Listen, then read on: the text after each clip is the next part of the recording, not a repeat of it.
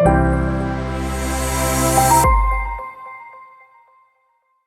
does pre-REO mean? Well, let's first talk about what an REO means. Most of you may know, if you have a real estate background, real estate owned is property that's owned by a lender that has not been successfully sold at a foreclosure auction. So think about this. If a foreclosure sale happens today, people will bid on those loans, bid at the sale, courthouse steps or wherever it is, and a local investor may buy the property from the lender at the sale by bidding the minimum amount due or whatever, however high the auction goes.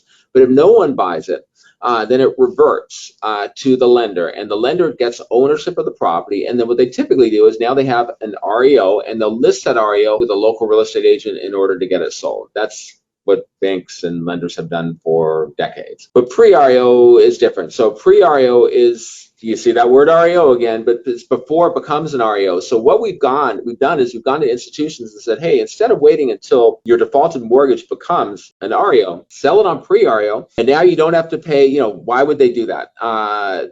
Well, they're not going to have to hold it for the 6 months, year, or longer that it's going to take to foreclose. They won't incur those legal fees. They won't have to advance taxes. If the property gets vandalized, they'll save those maintenance costs and repair costs. And then they'll save the commission and the cost when they sell the property. And basically, they get money today versus money in 6 months and a year or longer. But to do that, they're going to have to reduce the price, because whoever buys the loan is now going to have to pay the legal fees, pay the taxes, is going to have to wait that year. They have to pay a commission on the back end, so they're gonna have to take a discount, and that's an equation that makes sense to the different sellers. But so when we went to sellers, we say, hey, if you have 100 loans to sell, we want to sell them to 100 different investors. There was almost no interest. Why is that? Because we'll say that, hey, maybe the local investor who won't have to pick, and it doesn't have to be local, but I use that term.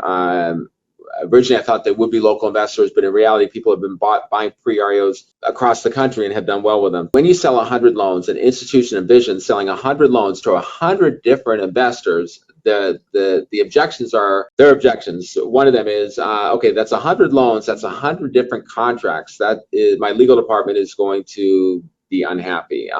It's much easier to just have one contract to sell them to one institutional investor, even if we're getting a lower price. And then the other part is 100 different loans to 100 different investors, 100 different know your customer checks, because many of the sellers have to do know your customer checks in terms of who they do business with. That is also a non-starter. We're not going to do it.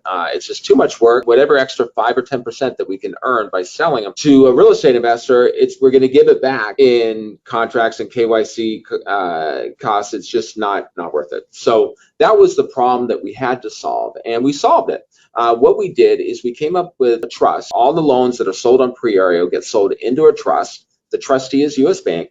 And then participation interests go from the trust to the real estate investors. And those real estate investors now have a delegated authority to manage those assets. They get all the upside or all the economic benefits from that transaction. I should say upside or loss, whatever it ends up being.